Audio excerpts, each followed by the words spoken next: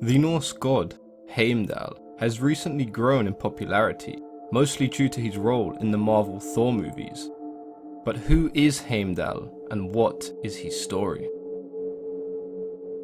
Heimdall was known as the ever-vigilant guardian of Asgard. He watched over Asgard from the Himmelsbjörg, otherwise known as the Skycliffs, which sit upon the Bifrost, the rainbow bridge leading into Asgard. Heimdall possessed eagle-like vision, being able to see for hundreds of miles in day or night. His hearing was so acute that he could even hear blades of grass growing. Heimdall watches and listens, with his horn ready to sound if intruders approach Asgard. There are suggestions from verses in Old Norse poetry that Heimdall was once the father of humankind, and that he may have even established the structure and hierarchy in the Norse society. In many Norse tales, men are often referred to as sons of Heimdall. Like many of the Norse gods, Heimdall is a son of Odin. The case of Heimdall's mother is a peculiar one, as he was born from 9 of them, all of them sisters. Heimdall's job was a lonely and solitary one.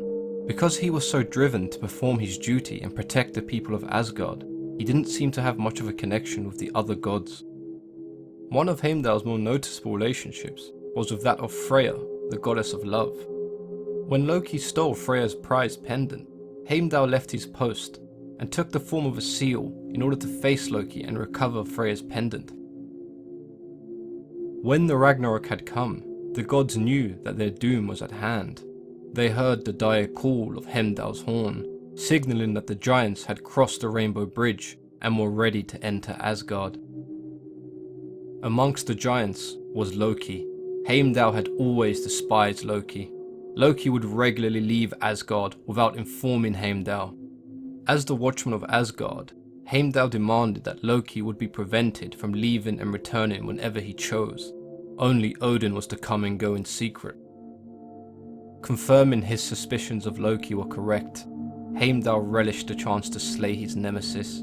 As the world around them burned and began to sink into the sea, Heimdall and Loki, equally matched, slay each other. If you've enjoyed this video, then please go ahead and leave it a like. Consider subscribing if folklore and mythology is something that interests you.